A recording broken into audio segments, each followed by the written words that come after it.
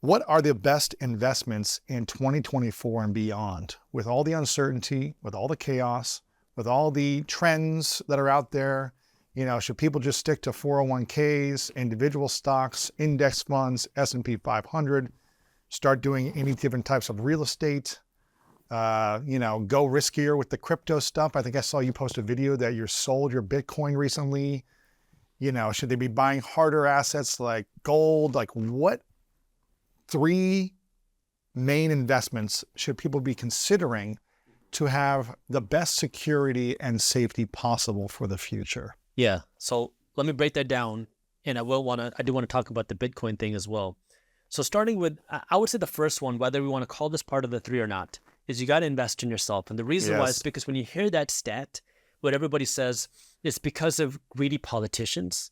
It's because of greedy corporations. It's because of greedy bankers. It's because of my boss is not paying me enough, right? We can point our fingers at every single other person because inflation is hot. I can't pay my rent and buy groceries.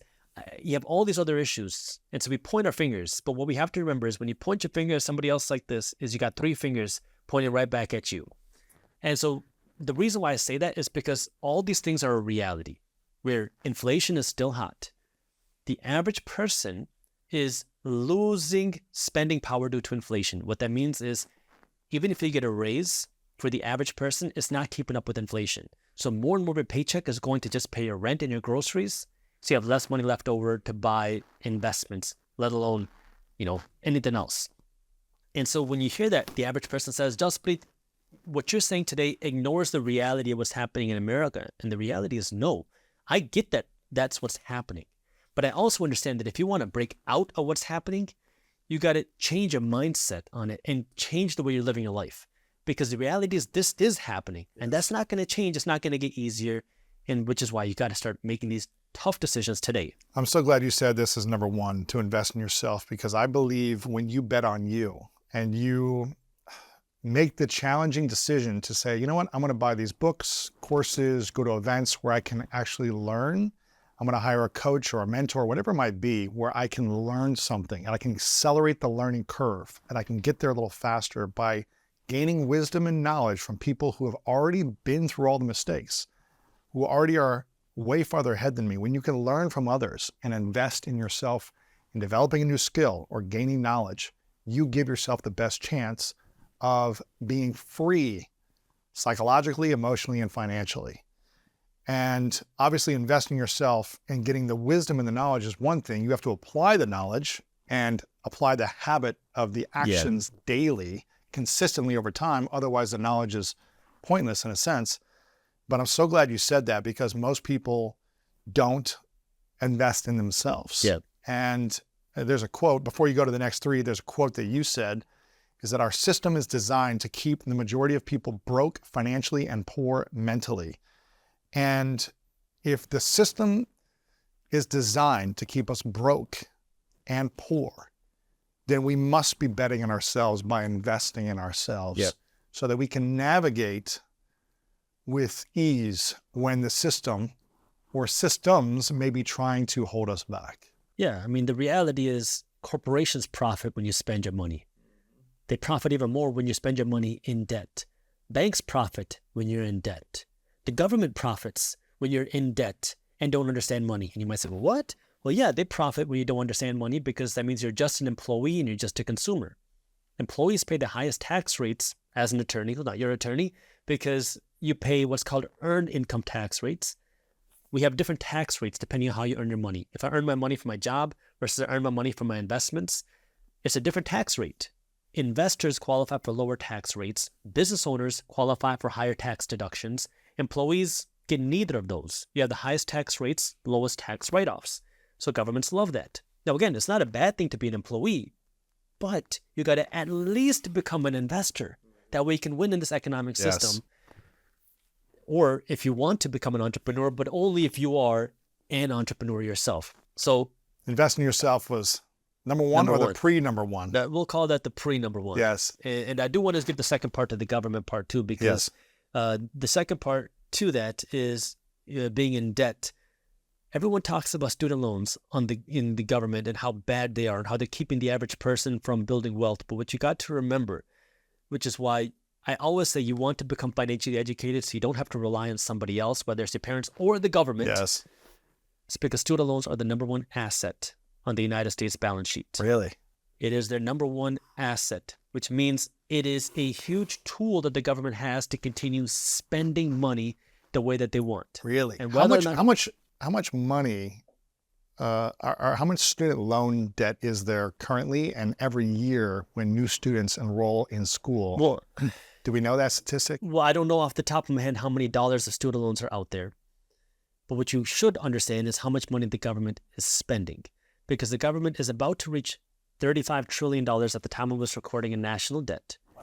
And this is where everyone says, well, where's the government spending so much money? Because the reason we have all this national debt is because the government keeps spending money they don't have. How does the government make money? Through taxes.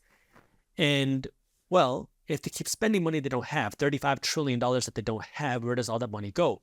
And the reason why I say this today, the reason why it's so important to understand this today is if you look at the three largest expenses for the government, they might not be what you think. Number one is Social Security. Number two is healthcare. Number three is interest payments. It's not the military. It's not firefighters. It's not police. It's not infrastructure, bridges, and building public transit. It's interest payments. The third largest expense that the United States government has in 2024 is interest. And for the first time in the history of American history, the government is paying more money to pay off the interest than they are on our military or defense. Oh, how much interest is America paying on a monthly basis? Do we know? We have $35 trillion of debt. And the reason why this is important to calculate this is because, number one, we are increasing our national debt at still some of the fastest rates we have ever seen.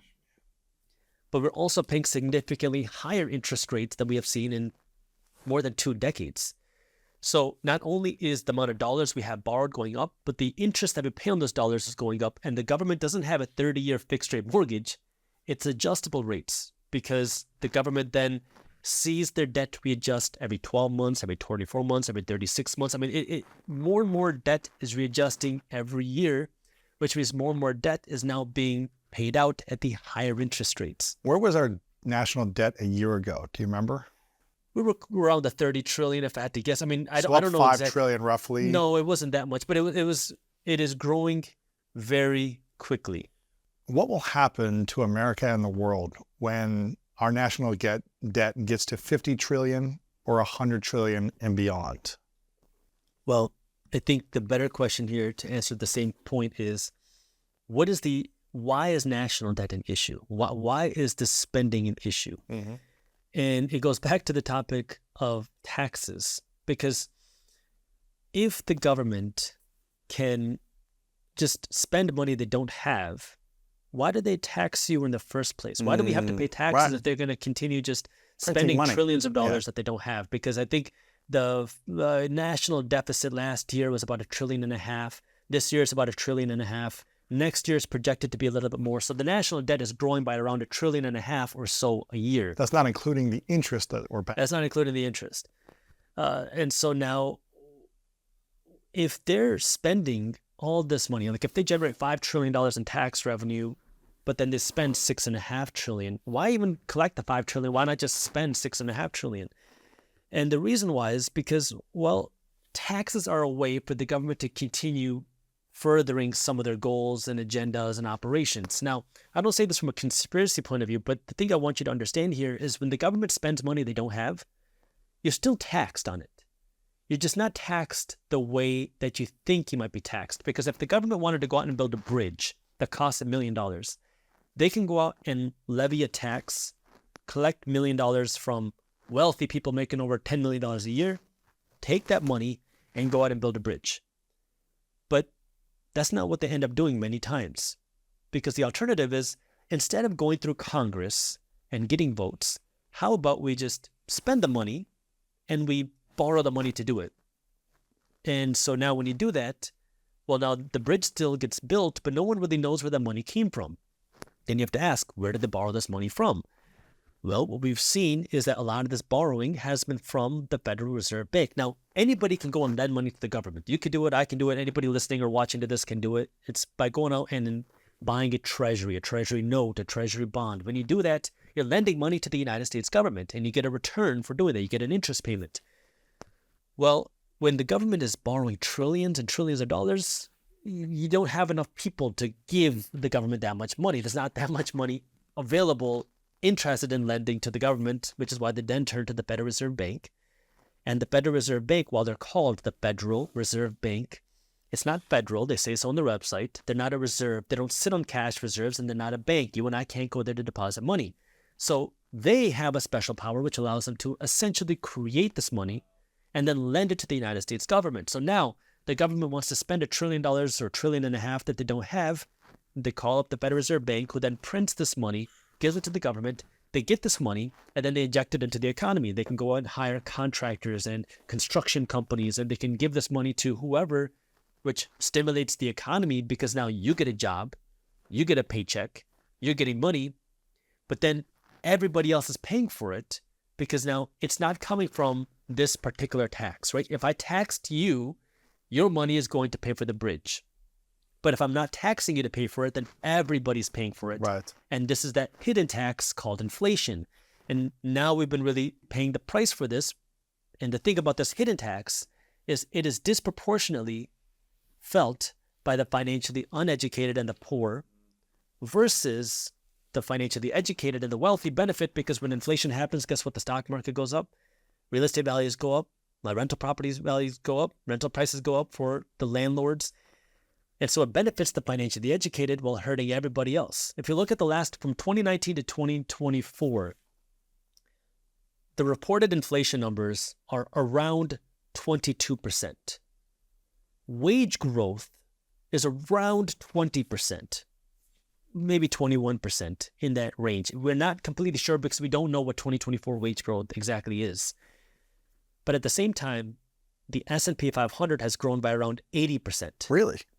So that means for investors, your wealth grew significantly faster than the average person who is not an investor, because the average person's incomes barely kept up with inflation, if at all. Wow. Because for a lot of Americans, the regular person, your incomes did not keep up with inflation. But if you're investing your money, you saw this windfall, which is why we've been seeing this bigger divide, right? The rich get richer, the poor get poorer, and the middle class has been shrinking because most people don't understand money. They don't know how to use their money. They don't understand what inflation is. They don't understand how the system works. The system is designed to produce inflation. And you're going to say, well, how do you know that? The Federal Reserve Bank says this. They publish this all the time. They say that we want a 2% inflation target. Why? Why not 1%? But why not 0%? Why do we want inflation in the first place? Because that's the way our economic system works. Our economic system runs on spending. And inflation increases the monetary supply, right? It increases the amount of dollars out there. That means the government has more money to spend. If the government has more money to spend, they can continue spending money and giving people jobs, right? If they go out and give a contract to greatness so you can produce some content, well, you can go out and hire some people to go out and do things. But the question is, how are they paying for that? Because if I'm paying you to do that, I have to make a profit, or I have to generate revenue from my business, right, to go out and write you this check. The government can just levy a tax, or they can just get the money printed, which is a whole lot easier.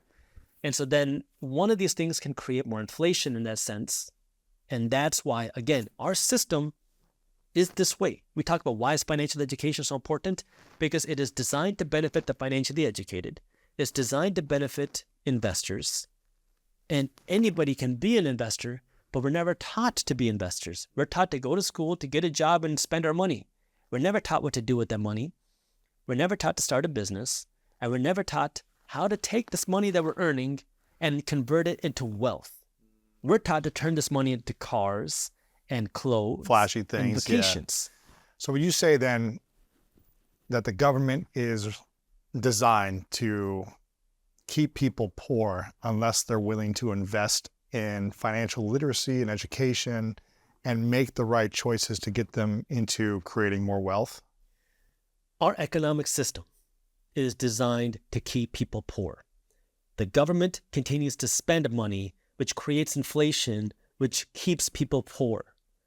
And this is where now, in order for you to break out of that system, you have to, number one, learn the system. Number 2, believe you can do it. Number 3, do something about it. Yes. And do something about it means you got to stop spending all of our money, which is uncomfortable, right? Because we want to have the nice things.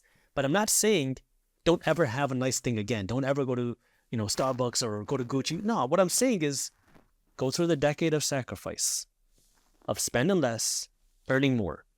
It's tough financially, but that's going to give you some more money. Now, when you take this money, you're going to start investing it. You're going to be very disappointed in the first couple of years because you see no returns. You don't see anything happening, but you got to stick with it. Yes. And you keep doing it. You build your financial education, you learn more about how to invest. You start studying the financial trends. You keep building the financial preparedness. Maybe you see a market downturn that creates more opportunities for you to invest, but you just stick with it.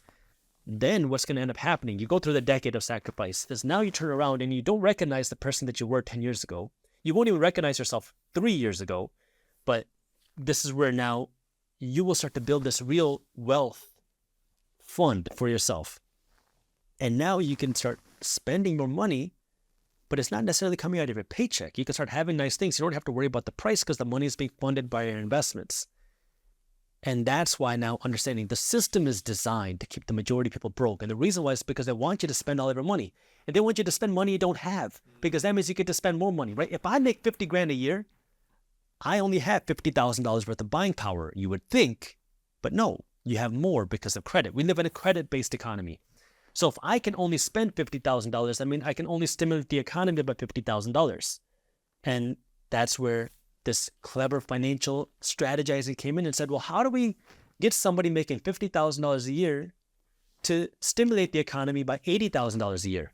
Credit cards, lines of credit, other forms of debt. So that way now, what is debt? You're taking next year's income, spending it today, and then you pay it back next year plus interest.